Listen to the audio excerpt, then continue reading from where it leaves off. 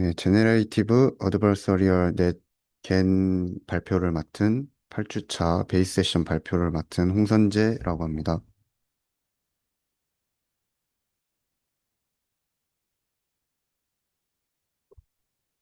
네, 목차는 Abstract, Introduction, Related Work, 그 다음을 거쳐서 Conclusion 이런 순서로 발표하겠습니다. 네, 우선 경쟁하는 과정을 통해 제네레이티브 모델을 추정하는 새로운 프레임워크를 제안했습니다. 두 개의 모델을 학습을 하는데 첫 번째는 제네레이트 모델, 생성 모델, 줄여서 G라고 하겠습니다. 트레이닝 데이터 분포를 모사하고 디스크리미네이트 모델이 구별하지 못하도록 합니다. 디스크리미네이티브 모델은 판별 모델이고 줄여서 D라고 말씀드리겠습니다. 샘플 데이터가 G로부터 나온 데이터가 아닌 실제 트레이닝 데이터로부터 나온 데이터일 경우 데이터의 확률을 추정합니다. G를 학습하는 과정은 D가 샘플 데이터가 G로 나온 가짜 데이터와 실제 트레이닝 데이터로부터 나온 데이터의 확률을 추정합니다. 이 논문에서는 이와 같은 프레임워크를 미니맥스 투 플레이어 게임으로 표현하고 있습니다. 이는 논문에서 나오는 방정식으로 확인이 가능합니다. 임의의 함수 GD의 공간에서 G가 트레이닝 데이터 분포를 모사하게 되면서 D가 실제 트레이닝 데이터인지 G가 생성해낸 가짜 데이터인지 판별하는 확률을 결국은 2분의 1이 됩니다. 즉, 실제 데이터와 G가 생성해낸 데이터의 판별이 어려워집니다. 이 논문에서는 겐이라는 새로운 프레임워크를 제안하고 있으며 G와 D 두 가지 모델을 학습하여 G는 실제 트레이닝 데이터의 분포를 모사하고 그와 비슷한 데이터를 생성하려고 D는 실제 데이터와 G가 생성해낸 데이터를 구별하는 경쟁적인 과정으로 이루어졌다고 요약할 수 있습니다. 네, 딥러닝의 눈에 띄는 성공은 주로 판별 모델, 즉 고차원 복잡한 센서 데이터를 클래스 레이블로 매핑하는 모델에 의해 이루어졌습니다. 예를 들어 이미지 분류나 감정 분석 같은 작업들이 이에 해당합니다. 이러한 성공은 대부분 백프로파게이션과 드롭아웃 알고리즘 그리고 부분 선형 함수를 사용하는 신경만 덕분입니다. 이들은 계산이 안정적이고 그레이디언트도 잘 정의되어 있어 학습이 잘 됩니다. 반면 생성 모델은 상대적으로 성과가 적었습니다. 맥시멈 라이클리후드 에스티메이션이나 그와 관련된 방법들이 수학적으로 매우 복잡하거나 근사 계산이 어렵기 때문입니다. 판별 모델에서 잘 작동하는 부분 선형 함수가 생성 모델에는 그다지 효과적이지 않기 때문입니다. 이러한 문제를 해결하기 위해 저자들은 새로운 생성 모델 학습을 제안합니다. 그것이 바로 어드버서리얼 네트워크입니다. 이 프레임워크에서 생성 모델은 하나의 적대자와 경쟁합니다. 이 적대자는 진짜 데이터와 생성된 데이터를 구분하는 D입니다. 이 구조는 마치 위조 지폐범과 경찰 간의 게임과 유사하다고 예를 들 수 있습니다. 위조범 같은 위조범은 진짜 같은 지폐를 만들어내려고 하고 경찰은 그것을 계속 잡아내려고 합니다. 서로 경쟁하면서 두 모델은 계속 발전하게 됩니다.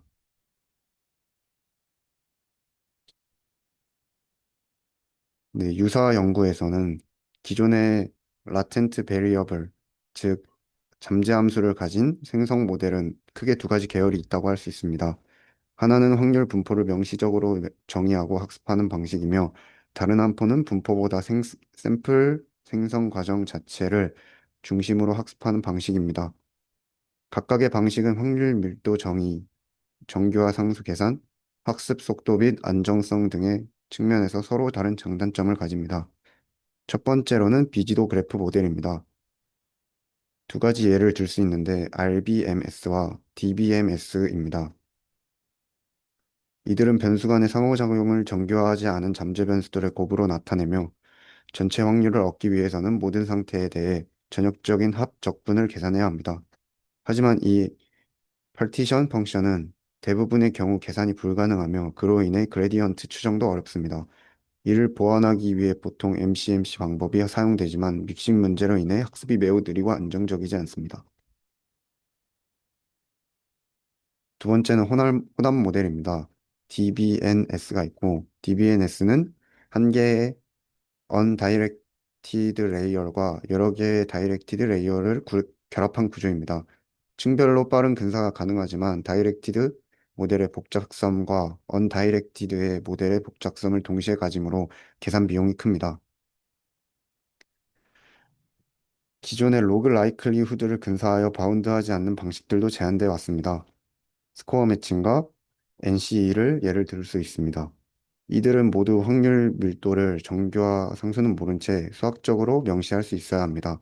하지만 DBN과 DBM 같은 복잡한 다층 생성 모델에서는 정교화되지 않은 밀도조차 유도하기 어려운 경우가 많습니다.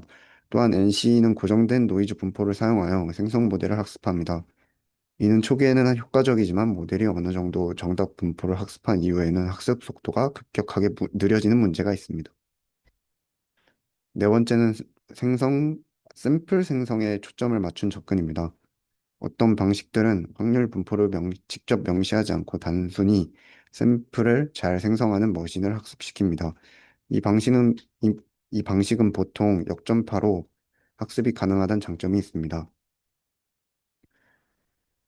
예를 들어 GSN은 일반화된 디노이징 오토 인코더의 확정이므로 이들은 모두 하나의 마르코프 체인 한 단계를 수행하는 기계를 학습한다고 볼 수 있습니다. 그러나 GSN은 마르코프 체인을 통한 반복적인 샘플링 과정이 필요합니다. 네, 겐의 차별점은 마르코프 체인 없이도 샘플을 생성할 수 있다는 구조입니다. 또한 피드백 루프 없이 샘플을 생성해낼 수 있기 때문에 역전파 과정에서 유리한 부분 선형 유닛을 효과적으로 활용할 수 있습니다.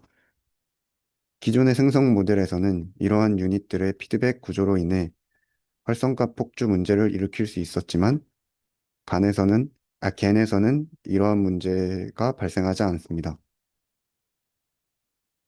네, 예를 들어서 VAE와 스토캐스틱 백프로파게이션 방법을 들 수 있습니다. 이들은 겐보다 먼저 또는 비슷한 시기에 제안되었으며 모두 백프로파게이션을 기반으로 한 학습 가능하다는 공통점이 있습니다.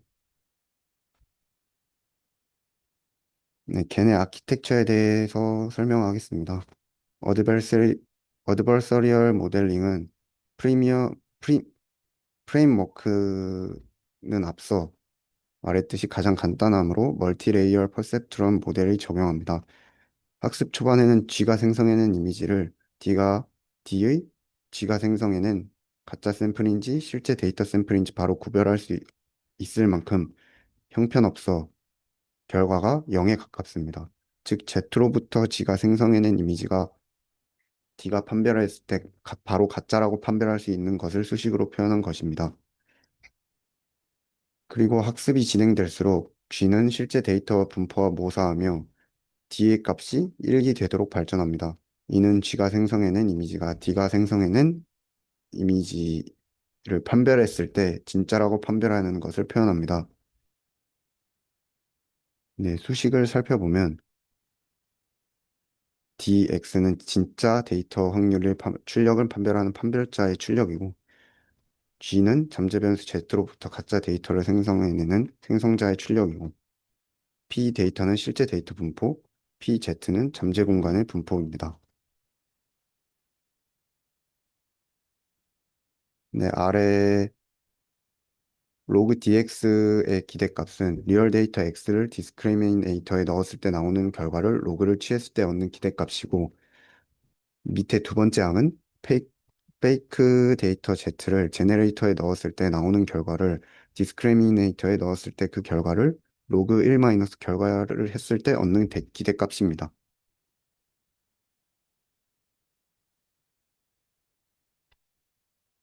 이 방정식을 D의 입장, G의 입장 각각 이해해 보면 먼저 D의 입장에서는 이 밸류 펑션의 이상적인 결과를 생각해 보자면 D가 매우 뛰어난 성능으로 판별해낸다고 했을 때 D가 판별하려는 데이터가 실제 데이터에서 온 샘플 경우에 D가 1이 되어 첫 번째 항은 0이 되어 사라지고 G가 생성해낸 가짜 데이터의 이미지를 구별해낼 수 있으므로 DGZ는 0이 되어 두 번째 항은 로그 1-0, 로그 1, 즉 0이 됩니다.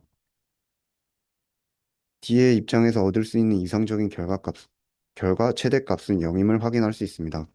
그 다음 G의 입장에서 이 밸류 펑션의 이상적인 결과를 생각해 보면 GD가 구별하지 못할 만큼 진짜와 같은 데이터를 잘 생성해낸다고 했을 때 첫 번째 항 로그 dx의 기대값은 D가 구별해낼 수 있는 것에 대한 항으로 G의 성능에 의해 결정될 수 있는 항이 아니므로 패스하고 두 번째 항 로그 1-DGZ를 살펴보면 G가 생성해낸 데이터를 D를 속일 수 있는 성능이라고 가정했기 때문에 D가 G가 생성해낸 이미지를 가짜라고 인식하지 못하고 진짜라고 결정내 버립니다. 그래서 결과값은 1이 되고 로그 1-1은 마이너스 무한대이기 때문에 즉 G의 입장에서 얻을 수 있는 이상적인 결과값 최소값은 마이너스 무한대임을 확인할 수 있습니다. 다시 말해 D는 트레이닝 데이터의 샘플과 G의 샘플의 진짜인지 가짜인지 올바른 라벨을 지정할 확률을 최대화하기 위해 학습하고 G는 로그 1 마이너스 DGZ를 최소화하기 위해 학습되는 것입니다. 걔네 학습 과정을 이 그림을 통해 확인해 보면 A는 초기 학습 단계에서 G가 만들어낸 가짜 데이터 분포 PG와 실제 데이터의 분포 P 데이터가 명확하게 다를 수 있음을 알 수 있습니다. 이 시점에서 D는 가짜와 진짜를 잘 구별하지 못하며 예측 확률도 들쭉날쭉합니다. 즉, D의 성능이 아직 충분히 올라오지 않은 상태라고 볼 수 있습니다. 두 번째 B의 그림을 살펴보면 학습이 진행되며 D는 점차 진짜와 가짜 데이터를 구별하는 능력을 키웁니다. 이제 D는 흔들리지 않고 일관된 방식으로 분류를 수행하며 이는 D가 더 이상 랜덤하게 판단하지 않고 신뢰할 수 있는 판별자로 작동하기 시작했음을 의미합니다. 세 번째 그림 C는 디스크리미네이터 모델이 어느 정도 학습된 이후에는 G가 D를 속이기 위해 실제 데이터 분포를 따라가는 방향으로 점차 학습됨을 볼 수 있습니다. D의 그레디언트 정보를 활용해 G는 가짜 데이터를 실제 데이터처럼 보이기 위해 점점 계산하고 그 결과 D는 점차 구별하기 어려워집니다. 마지막으로 D의 그림을 살펴보면 이러한 경쟁이 반복되고 G가 생성한 데이터 분포 PG는 실제 데이터 분포 P 데이터와 가까워집니다. 최종적으로 두 분포가 일치하지만 D는 더 이상 진짜와 가짜를 구별할 수 없게 되며 모든 샘플에 대해 확률 2분의 1을 출력하게 됩니다. 이 과정으로 진짜와 가짜 이미지를 구별할 수 없을 만한 데이터를 G가 생성해내고 이게 G의 최종 결과라고 볼 수 있습니다. 이제 본격적으로 수식과 알고리즘에 대해 설명하겠습니다. 제너레이터 G는 잠재 변수 ZPG를 입력받아 샘플 GZ를 출력합니다. 이 과정에서 G는 새로운 확률 분포 PG를 암묵적으로 정의하게 됩니다. PG는 GZ로부터 샘플링된 데이터들의 분포입니다.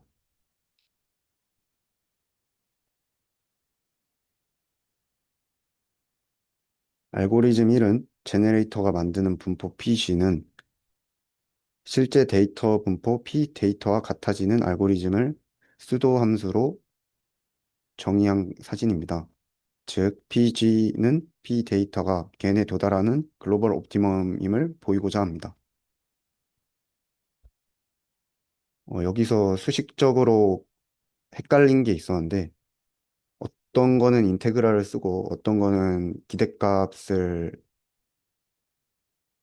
2를 사용해서 fx를 정의하는 것을 볼 수 있는데, 둘은 수학적으로, 의미적으로 같다는 것을 알아냈습니다. 네.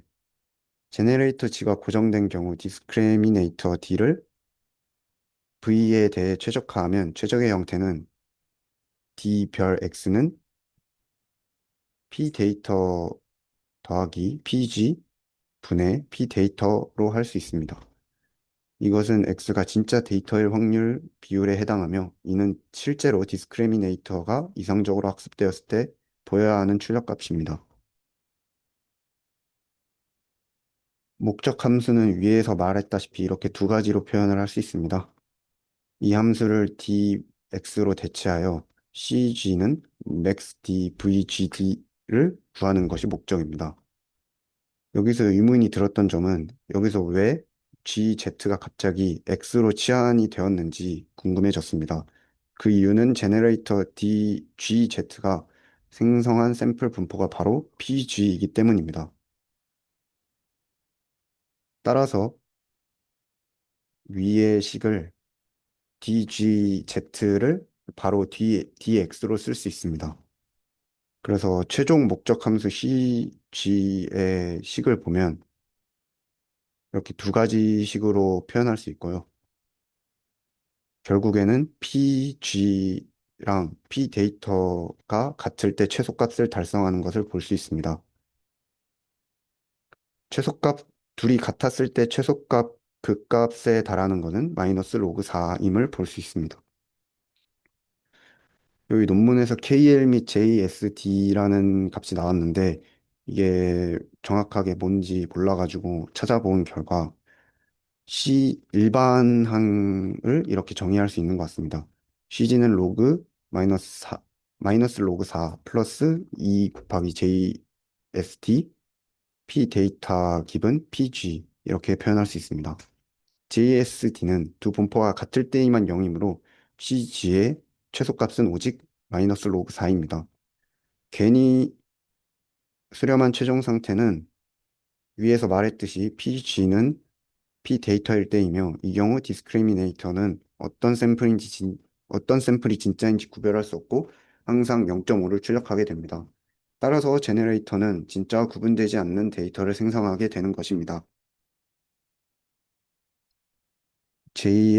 KL과 JSD가 뭔지 자세하게 설명하겠습니다. 아까 요약해서 설명드렸듯이 분명히 CG는 마이너스 로그 4가 걔네 수렴 지점이라고 했는데 갑자기 JDS가 왜 등장하고 KL이 왜 나오는 거야? 라는 의문점이 떠올랐습니다. 제너레이터 G가 실제 분포와 완벽히 모방할 경우 마이너스 로그 4가 끝나는데 CG는 다른 분포에서도 정의가 됩니다. 그게 이제 일반화라고 말씀드렸고 PG가 P 데이터인 경우에 는 가 이제 학습 과정인 경우이기 때문에 CG가 어떤 값을 갖고 싶는지 알고 싶어서 이렇게 정의를 한 것입니다. 그러면 CG가 어떻게 변하면서 수렴한지 볼 수도 있고 CG 두 분포 사이의 거리처럼 작동한다는 걸 정량적으로 보여줄 수 있습니다. 그래서 등장한 게 CG는 마이너스 로그 4 플러스 KL의 두 개의 항으로 이렇게 정의되는 걸 볼 수 있고 이걸 보면 두 개의 KL 다이저버시가 나옵니다. 이걸 모아 만든 게 바로 JDS입니다. KL과 JDS는 뭐가 비슷할까라는 생각을 해봤습니다. C제곱은 A제곱 플러스 B제곱이라고 중학교 3학년 때는 그 피타고라스 법칙으로 배우지만 피타고라스 법칙은 세타가 90도일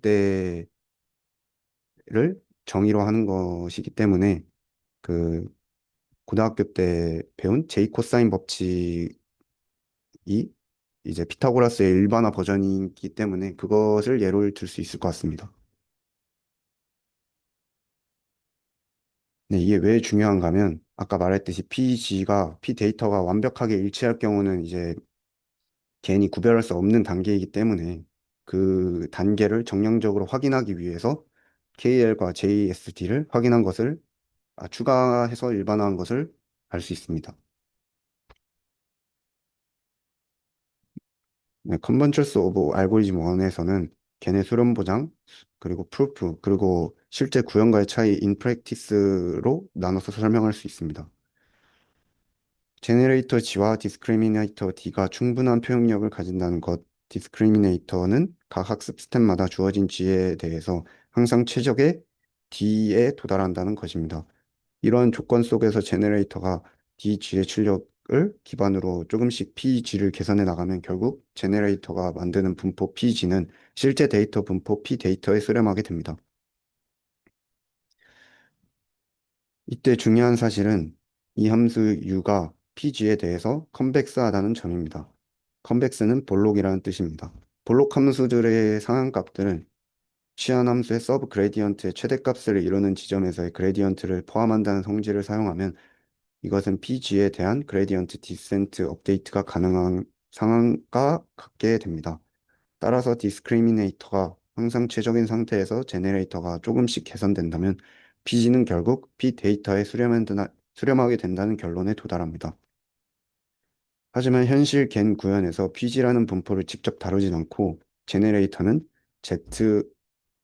z에서 pz라는 노이즈를 받아 신경망 gz 세미클론 세타 g 형태의 이미지를 생성합니다. 실제로 세타 g라는 모델 파라미터를 최적화하는 방식입니다.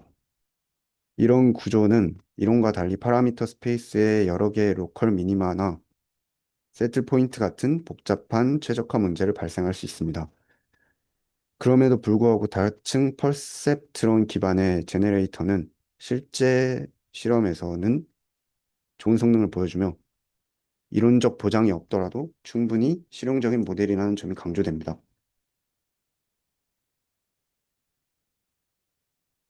네, 걔네 성능을 검증하기 위해서 엠니스트, 토론토 페이스 데이터베이스, 사이팔10 이 세 가지 데이터셋에서 실험을 진행했습니다. 제네레이터 네트워크에서 렐로와 시그모이드를 혼합해 사용했고 디스크리미네이터는 맥스 아웃 액티베이션과 드랍아웃을 사용했습니다. 제네레이터에서는 오직 입력층에서만 노이즈를 추가했습니다.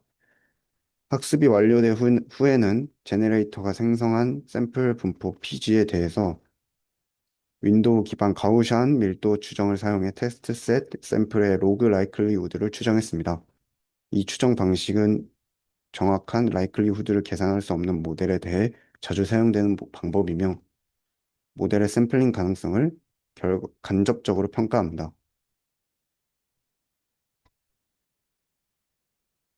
네, 테이블 1은 엠니스트 실험에서 개인이 가장 높은 로그 라이클리후드를 기록하며 기존 모델보다 우수한 샘플링 품질을 보였습니다. TFD에서는 스태크드 CAE가 가장 높은 점수를 얻었지만 겐 역시 딥 GSN이나 DBN보다 높은 성능을 기록했습니다. 참고로 이 방법은 고차원 공간에서 분산이 크고 정확도가 떨어지는 평가 방식임에도 불구하고 겐이 경쟁력이 있다는 결과를 보였다는 점을 강조했습니다. 피규어 2는 훈련 후 제네레이터가 생성한 샘플을 보여줍니다. 샘플은 A가 엠니스트, B가 TFD, C가 사이팔10 FC 구조이고 사이팔10 D는 사이팔10 컨브 디스크리미네이터와 디컨브 제네레이터로 제네레이터를 보여준 것입니다. 샘플은 임의로 뽑힌 것이며 체리 피킹 없이 모델들의 실제 출력입니다. 오른쪽 열에는 가장 단순한 학습 데이터를 함께 보여주며 모델이 단순 암기한 것이 아님을 검증하고 있습니다. 마르코프 체인에 의존하지 않기 때문에 샘플 간의 상관도 없고 진짜로 생성된 데이터라는 점도 강조됩니다. 테이블 2는 딥 제네레이티브 모델의 공통적인 어려움을 비교한 테이블입니다. 네, 마지막으로 결론인데요. 단점은 PG가 명시적으로 존재하지 않습니다. D와 G가 균형을 잘 맞춰 성능이 향상되어야 하기 때문에 D는 G가 너무 발전하기 전에 너무 발전되어서 안 됩니다. G가 Z 데이터를 너무 많이 분기시켜 버리기 때문입니다. 장점은 마르코프 체인이 전혀 필요 없고 그레디언트를 얻기 위해 백프로파게이션만이 사용됩니다. 학습 중 어떤 인퍼런스도 필요가 없습니다. 다양한 함수들이 모델이 접목될 수 있습니다.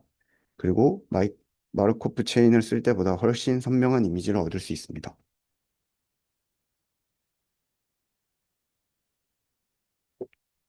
퓨처 워크를 말씀드리자면 컨디셔널 제네레이티브 모델로 발전시킬 수 있습니다.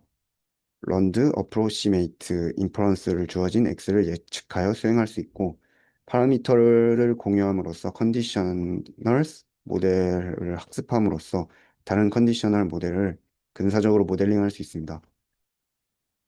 세미 슈퍼바이즈드 러닝을 사용되고 제한된 레이블이 있는 데이터를 사용할 때 클래시피 클래시파어를 의 성능을 향상시킬 수 있습니다.